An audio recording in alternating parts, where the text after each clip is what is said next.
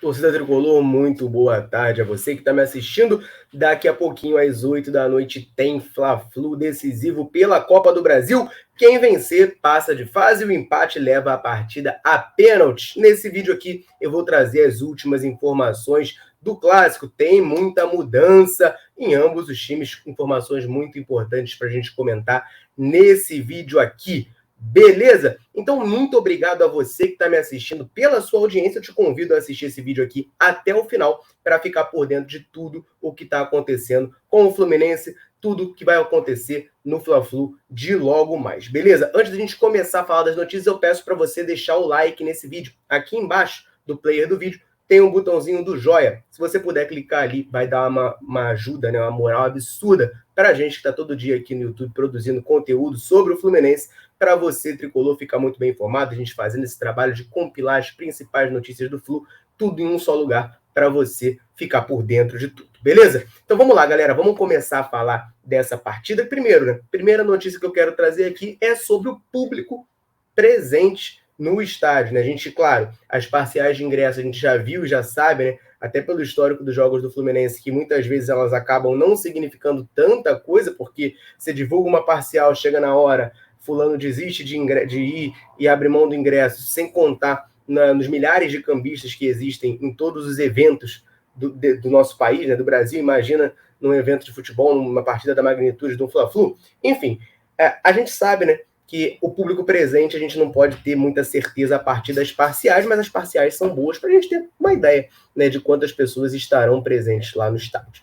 E aí, meus amigos, a gente já sabe também que o primeiro jogo lotou, esgotou, vendeu todos os ingressos, a torcida tricolor foi maioria nessa partida, e o segundo jogo, né, que vai ser hoje à noite, é mando do Flamengo. Então vendeu primeiro para os flamenguistas e depois para os tricolores. Então eles esgotaram norte, leste e oeste, é tudo rubro-negra. Sobrou para a torcida tricolor o setor sul. E o jornalista Marcelo Neves nos informa como é que está essa parcial de ingressos, né? Quanto que falta para a torcida tricolor esgotar o setor sul na noite de hoje. E segundo a informação dele, faltam menos de 1.000 ingressos, tá? Então a torcida do Fluminense está chegando junto para essa partida de logo mais, vai marcar presença no Maracanã, né? Vale lembrar que o torcedor do Fluminense tem que pagar o ingresso, né? O sócio do Fluminense teve desconto, mas ainda assim teve que pagar. Eu, como sócio do Fluminense, paguei R$ 75,00 fora as taxas do site para conseguir estar presente no jogo de hoje à noite, né? Um valor salgado, todos nós temos noção disso, né? Pagar R$ 75,00 para ir para um jogo de futebol, que entretenimento é algo um pouco caro, então acho positivo o número de tricolores no estádio hoje à noite. Repito, informação do Marcelo Neves de que faltam menos de 1.000 ingressos para esgotarmos o setor sul. A tendência, né, imagino, é que até a hora do jogo a torcida do Fluminense consiga sim esgotar o seu setor e faça lá uma linda festa para, se Deus quiser, levar o Fluminense rumo à classificação. Beleza? Mas do outro lado, né, tem o Flamengo, né, tem a equipe do Flamengo, também não vive um grande momento na temporada, né? O Fluminense, se o Fluminense oscila, o Flamengo também oscila, até mais do que o Fluminense, e há mais tempo do que o Fluminense, e isso fica registrado, né, fica bem nítido quando a gente vê que na tarde de hoje teve protesto de uma torcida organizada das maiores do Flamengo, né, que é a Raça Rubro-Negra. Ela fez protesto lá na frente do CT do Flamengo. Eles postaram fotos aqui no Twitter deles, ó.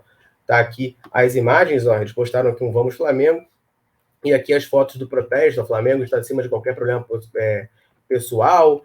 Sejam adultos profissionais e conquistem a classificação, valorizem, vocês estão no maior clube da América e tem a maior torcida do mundo a seu favor, torceremos por vocês e estaremos com vocês os 90 minutos, né? Dando aquela cobrada ali, exigindo o resultado, claro, né, com aquela megalomania, né, normal do rubro-negro, né, de maior torcida do mundo, maior isso, maior aquilo, né? Mas estão aqui fazendo esse protesto, fazendo essa cobrança, né? Vale lembrar que o Flamengo já disputou alguns títulos esse ano, né? E perdeu todos. Perdeu a Taça Guanabara e o Carioca para o Fluminense, perdeu a Recopa do Brasil, Recopa Sul-Americana, diversos títulos aí que o Flamengo esteve disputando nesse ano, perdeu todos, ainda com o Vitor Pereira. Tem um trabalho novo com o Sampaoli sendo iniciado, mas a cobrança não para. Então tá aí o registro do protesto feito lá no CT do Flamengo na tarde de hoje, dia 1º de junho. E, como eu falei, né, trabalho do Sampaoli começando no Flamengo e começando já com algumas mudanças, né? Ele dando uma chacoalhada lá no elenco do Flamengo. Teve aquele atrito, né? Dele de dizer que o time estava mal fisicamente. O Felipe Luiz disse que o problema não era físico, era técnico e tático. Isso aí causou um mal-estar, mas fato é que o Sampaoli está começando a implementar as suas ideias no Flamengo. E para a partida de hoje, a gente já tinha gravado um vídeo antes, que vai estar aqui no card, comentando as ausências que o Flamengo teria, né? O Marinho está afastado, foi afastado, não joga, não vai a campo na noite de hoje, está afastado do Flamengo, não deve mais atuar pelo Flamengo, né? Ele tem contrato só até o final do ano, está de saída do Flamengo. E também tinha a situação do Pedro, né? O Pedro era a dúvida para a partida, mas está apto e vai poder atuar, tá? Está à disposição de Jorge Sampaoli para a partida da noite de hoje, assim como o Léo Pereira, que também era dúvida, também está à disposição. Então Pedro e Léo Pereira estão à disposição de Sampaoli para atuar. Só que o camisa 9 rubro-negro, cria de Xerém, né, a gente conhece muito bem, não será titular. Eu estou aqui com a provável escalação do Flamengo para falar para vocês, informação do jornalista Vene Casagrande. Essa provável escalação do Flamengo mostra um time com 3 zagueiros e sem o Pedro lá na frente, tá? Eu vou ler aqui para vocês, ó, é Matheus Cunha ou Santos, né? O Matheus Cunha é um goleiro da base do Flamengo que tem atuado, tá brigando aí por essa posição com o Santos, que anda sendo muito criticado pela torcida rubro-negra. Aí é o trio de zagueiros, né? Fabrício Bruno, Davi Luiz e Léo Pereira. Meio campo, né? Wesley na ala direita, Ayrton Lucas na ala esquerda, Eric Pulgar, Thiago Maia, Gerson e Arrascaeta no meio campo, e lá na frente o Gabriel Barbosa, né? Sampaoli provavelmente querendo emular a tática utilizada no primeiro jogo, quando ele conseguiu fazer uma pressão alta e atrapalhar a saída de bola do Fluminense. Povoa, portanto, bastante o meio campo, né? Você tem Pulgar e Thiago Maia, como que são dois volantes, né, de mais marcação, de mais intensidade. Você tem o Gerson, que formado aqui no Fluminense, jogou muito até de ponta direita, de meio armador, mas no Flamengo, desde a primeira passagem por lá, é um segundo volante, né? É um volante, embora seja também mais criativo. Hoje, a tendência, né, com essa escalação é que jogue com mais liberdade. Você tem o Arrascaeta, que é o armador do time deles, e lá na frente o Gabriel Barbosa, que é um atacante mais móvel do que o Pedro, né, para conseguir fazer essa pressão lá no alto, né, lá no time do Fluminense, para tentar atrapalhar a nossa saída de bola. Então esse aí é o cenário rubro-negro para a partida, essa é a provável escalação do Flamengo. E no Fluminense a gente também tem mudanças, a gente também tem novidades, mas não muito boas, né? E eu já vou falar disso, mas antes eu vou recomendar, né? Vou lembrar vocês, vou pedir a vocês que deixem um comentário falando de onde vocês nos assistem. Bota aí o nome, fala de onde você nos assiste, cidade, estado, bairro, país, quem sabe? Fala aí de onde você está nos assistindo, que a gente gosta demais de saber essa informação. O YouTube não dá essa informação detalhada para mim. Eu gosto muito de saber disso e aproveite sempre o vídeo aqui para mandar um abraço para a galera que está nos assistindo. Ó. Um abraço para o Gomes de Santo André, para o Tadeu lá do Maranhão, para o Eduardo de Niterói, Tiago de Duque de Caxias, Lindomaço de Caxias no Maranhão, Rosa de Manaus, Luiz Carlos de São Gonçalo, Josias de Nova Ponte, Minas Gerais, Dirceu de Lusiânia, Laércio de Mamanguape, Edson de Teresina, Ricardo de Teresópolis, Ireno de Imperatriz no Maranhão, e a Guarda Civil de Niterói está assistindo a gente, né? Comentaram lá no vídeo que a Guarda Civil de Niterói está assistindo a gente. Não sei se foi uma ameaça, eu acho que não. Mas um abraço aí para a Guarda Civil de Niterói. Pessoal, Niterói tem muito tricolor, né? O pessoal de olho aqui na Central. Um abraço para todo mundo. E vamos falar então do Fluminense para essa partida, porque o Fluminense divulgou a lista de relacionados para o jogo e tem a notícia que ninguém queria ouvir, né? A notícia que ninguém queria dar, ninguém queria ouvir. O Marcelo não vai para o jogo, meus amigos.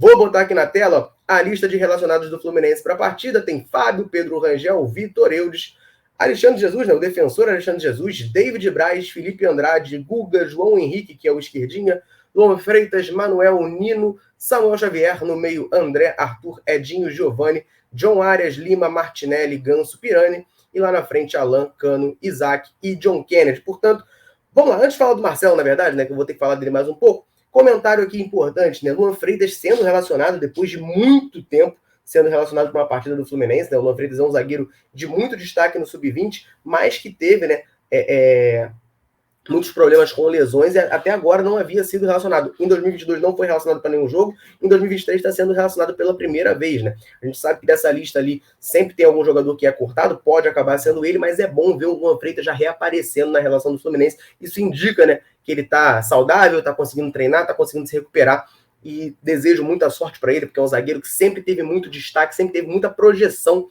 enquanto categoria de base, mas profissionalmente acabou não conseguindo deslanchar muito por conta das lesões que teve, tá?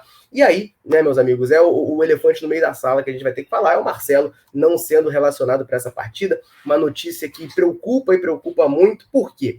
Porque o Fluminense oficialmente não diz que o Marcelo está lesionado. Isso está causando muito incômodo em muitos torcedores, com muita razão. O Fluminense oficialmente não diz que o Marcelo está lesionado, mas o Marcelo está perdendo o jogo até então mais importante do ano. Né? Ele saiu no próprio Fla-Flu com 15, 20 minutos do primeiro tempo, não lembro exatamente a minutagem, mas foi ainda no primeiro tempo, por conta de dores na panturrilha. E aí, a versão oficial é de que ele não se machucou, que ele está sendo poupado para não estourar, para não ter nada muito mais grave. Não jogou as partidas seguintes, a expectativa era que jogasse hoje, né? Fla-Flu da volta. Já tinha acontecido antes, ele saiu contra o The Strongest, se eu não me engano, e volta contra o River. Beleza, a gente imaginou, o Marcelo vai voltar contra o Flamengo, mas não. O Marcelo não está relacionado, o Marcelo não vai para o jogo, o que preocupa muito, até porque o Fluminense tem a escassez de laterais. Se a gente jogar aqui de novo ó, a lista na tela, você vai ver que entre os defensores aqui, o único lateral esquerdo é o João Henrique, o esquerdinha, que a única partida como profissional que fez foi lá contra o The Strongest na altitude. Contra o Corinthians não entrou, em outros momentos não entrou. Então a tendência é que a gente jogue com o Guga na lateral esquerda mais uma vez improvisado. O Marcelo faz falta não só pela sua qualidade, mas pela ausência de jogadores no setor. A provável escalação do Fluminense é Fábio, Samuel Xavier, Nino e Manuel, no lugar do Felipe Melo que está suspenso, e o Guga lá na esquerda. No meio-campo, André, Martinelli, Lima, Ganso, lá na frente, John Arias e Germancano, né? Repito, Manuel jogando no lugar do Felipe Melo, isso aí a gente já imaginava, até gravei um vídeo mais cedo comentando sobre os números dos dois, isso aí não é muita surpresa. A questão é a lateral esquerda, todo mundo esperava o retorno do Marcelo, havia notícias de que o Marcelo tinha dito nos bastidores que jogaria até sem uma perna, pelo visto ele está sem as duas, porque não vai a campo na partida de hoje, isso preocupa muito o Fluminense, né? Claro, se o Marcelo está com realmente um problema físico, ele não tem que jogar, isso é normal, beleza. A minha satisfação é que o Fluminense não abre o jogo com a gente.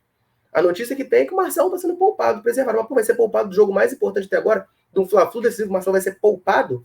Se o Marcelo não está jogando hoje, porque ele não tem condição, então não é poupado, gente. Não dá para dizer que ele está sendo poupado da partida mais importante do ano. Quando você poupa numa partida de menor apelo, para jogar a partida de maior apelo. Enfim, né? Marcelo não joga, então, e a notícia preocupante de tudo isso, né? Repito, a provável escalação é aquela que eu falei, tá? Com o Guga na lateral esquerda, mas o Dedé Nelei, da Web Rádio Fluminense, trouxe a informação de que o Diniz chegou a treinar com o Gabriel Pirani na lateral esquerda. Eu espero que a gente não precise ver isso, tá? A gente já tinha visto contra o Corinthians o Giovani entrando como lateral esquerdo no time do Fluminense no segundo tempo. Eu espero que a gente não precise ver isso no Fla-Flu. A tendência é que o Guga jogue mesmo e eu acho que é quem tem que jogar. Não gosto do Guga como lateral esquerdo, acho que, uma improvisação até prejudica o jogador. Mas dentro das opções que a gente tem, né, já que o Marcelo não pode jogar, é a melhor opção possível, tá certo? Meus amigos, esse é o cenário, né? A ausência do Marcelo entristece, claro, mas o Fluminense ainda assim tem um conjunto forte, está aos poucos os jogadores voltando de lesão. Você já tem o Martinelli jogando mais um jogo, podendo botar o Lima lá na ponta esquerda no lugar do Keno, que segue de fora. E tem John Arias e Germancano, né, que são a grande esperança do time do Fluminense, a dupla Canárias, que vem encantando desde 2022. Apesar da ausência do Marcelo, eu sigo confiante, eu sigo otimista para esse jogo, mas claro, não tem como não reclamar e não falar um pouquinho dessa situação. Beleza, meus amigos? Eu quero saber de vocês o palpite para a partida de logo mais. Deixa o comentário aqui falando quanto que você acha que vai ser o jogo, se o Fluminense passa ou se o Fluminense não passa. E eu já faço o convite. Daqui a pouquinho, a partir de 3h30, estarei ao vivo com o Daniel para a gente debater essa partida, né? Vamos fazer um debate aí ao vivo. Vocês, claro, são todos convidados. A partir de 3h30 aqui no canal, a gente vai estar fazendo um pré-jogo em formato de live. Beleza? Vamos aprofundar todos esses assuntos aqui falados no vídeo e debater muito sobre o Fluminense, tá certo? Vejo vocês lá. Assim que o vídeo terminar, você vai ser redirecionado para deixar o like, ativar o lembrete e vir participar junto com a gente. Valeu? Vou ficando por aqui. Um abraço, saudações tricolores. Tamo junto!